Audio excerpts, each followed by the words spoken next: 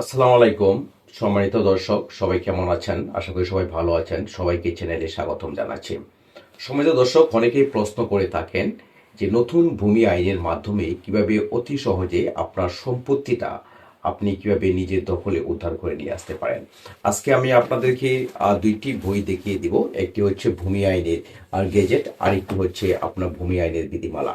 এই দুইটি বই যদি আপনার হাতে থাকে তাহলে আপনার সম্পত্তি কেউ কখনোই কোনোভাবেই আপনার দখল থেকে আপনাকে উচ্ছেদ করতে পারবে না। আর যদিও আপনার সম্পত্তি যদি বেদখল যদি হয়েও থাকে তাহলে সেই সম্পত্তি আপনি অতি সহজে আপনি ফিরিয়ে নিয়ে আসতে পারবেন।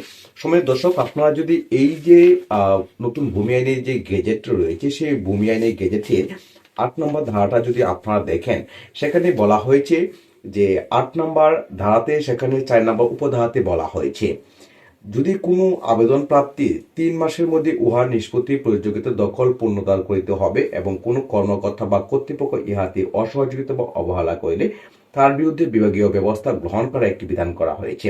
সুতরাং এই নতুন ভূমি আইনের বিধিমালার যে 8 নম্বর যে সেকশনটি রয়েছে সেখানে একদম স্পষ্টভাবে বলে দেওয়া হয়েছে অবৈধভাবে দখলচ্যুত ব্যক্তির দখল পুনরুদ্ধার।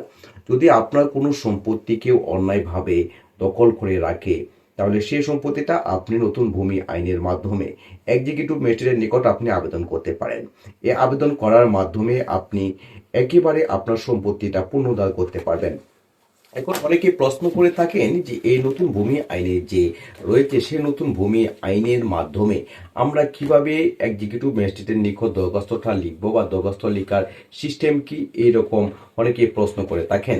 আমি প্রথমে বলেছি এই দুইটি বই, অর্থাৎ এই যে দুইটি বই রয়েছে, একটি ভূমি আইনের বিধিমালা আর একটা হচ্ছে ভূমি আইনের গেজেট। এই দুইটি বই যদি আপনার কাছে থাকে তাহলে অতি সহজে কিন্তু আপনি আপনার যে সম্পত্তি রয়েছে সেই সম্পত্তিটা আপনি উদ্ধার করে নিয়ে আসতে পারবেন। এই যে নতুন ভূমি আইনের যে বিধিমালাটা রয়েছে সেখানে আপনাকে বলে দেওয়া হয়েছে দরখাস্ত আপনাকে কিভাবে লিখতে হবে।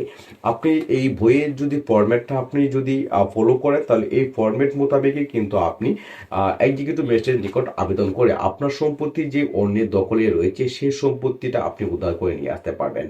সম্মানিত দর্শক, আজকের এই ভিডিওর মাধ্যমে আপনাদেরকে একদম স্পষ্টভাবে জানিয়ে দেওয়ার চেষ্টা করেছি যদি আপনার কোনো সম্পত্তি অন্য কোনো ব্যক্তি কর্তৃক যদি বেদখল হয়ে থাকে এবং অন্যায়ভাবে সেটা আপনি দখলচ্যুত হয়েছেন তাহলে সেটা অবশ্যই আপনি এক্সিকিউটিভ ম্যাজিস্ট্রেটের নিকট আপনার সকল কাগজপত্র সংযুক্ত করে এই বিধিমালা মোতাবেক যেরকম ভাবে আপনার দরখাস্তের কথা বলা হয়েছে সেভাবে দরখাস্ত করে আপনার সম্পত্তিটা আপনি অতি সহজে উদ্ধার করে নিয়ে আসতে পারবেন।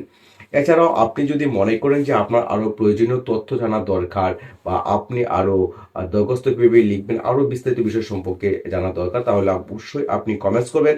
এছাড়াও লিঙ্কে দেওয়া নাম্বারে আপনি সরাসরি যোগাযোগ করে আরো বিস্তারিত পরামর্শ নিতে পারেন। সকলের সুস্বাস্থ্য দীর্ঘ কামনা করছি। ধন্যবাদ সকলকে, ভালো থাকবেন। আল্লাহ হাফেজ।